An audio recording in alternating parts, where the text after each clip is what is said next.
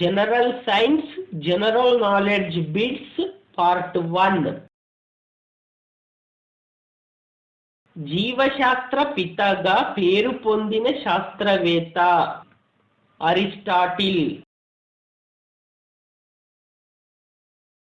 Aristotle ఏ దేశస్థుడు? Greek.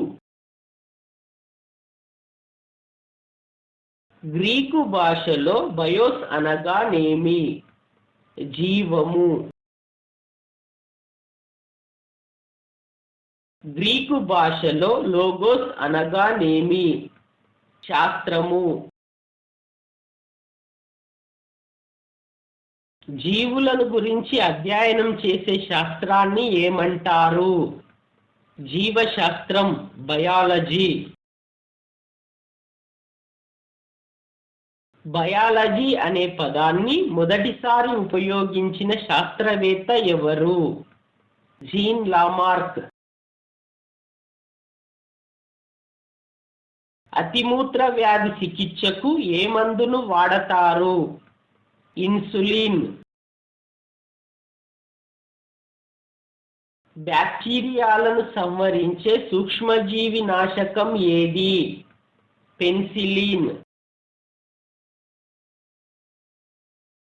మొదట్లో ఇన్సులిన్ను ఏ జంతువుల నుండి తీసేవారు? పందులు, పశువులు. పాశ్చరైజేషన్ వల్ల వేటిని ఎక్కువ కాలం నిల్వ చేయవచ్చు? పాలు.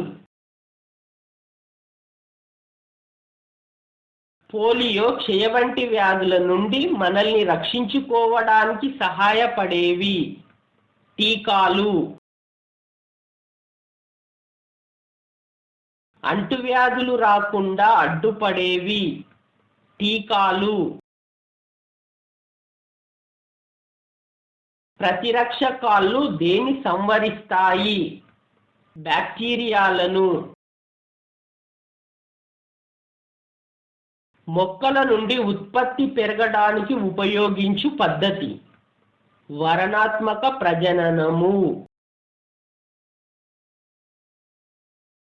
కణజాలం నుంచి కొత్త మొక్కలను పరీక్ష నాళికలో ఉత్పత్తి చేసే విధానం ఏది? కణజాల వర్ధనం. మనకు కావలసిన మంచి లక్షణాలున్న మొక్కల నుంచి ఉత్పత్తి చేసిన మొక్కలను ఏమంటారు? సంకరాలు. భూగర్భ జలాలు ఎందువల్ల తగ్గుతాయి? అడవులను నరకడం వల్ల. ఏ ప్రయోగాలలో జంతువుల కణాలకు బదులు గ్రుడ్లు ఉపయోగిస్తున్నారు? Genetic engineering. జీవశాస్త్రాన్ని మొదటిసారిగా లిఖిత రూపంలో ఎవరు తెలియజేశారు? అరిస్టాటిల్. అవయవాలకు వ్యాధులు దేని వల్ల వస్తాయి? జన్యులోపం వల్ల. పిండోత్పత్తి శాస్త్రానికి నాంది పలికిన వారు ఎవరు? William Harvey. రక్త ప్రసరణ విధానాన్ని మొదటిసారిగా వివరించిన శాస్త్రవేత్త ఎవరు? William Harvey. అణుజీవ శాస్త్రానికి పునాదులు వేసిన శాస్త్రవేత్త ఎవరు? William Harvey. వర్ణనాత్మక అధ్యయనం నుండి జీవశాస్త్రమును ప్రయోగ పఠనాస్థాయికి చేరవేసిన శాస్త్రవేత్త ఎవరు? William Harvey. మైక్రోబయాలజీలో విశిష్ట సేవలు చేసిన శాస్త్రవేత్త ఎవరు? Louis Pasteur.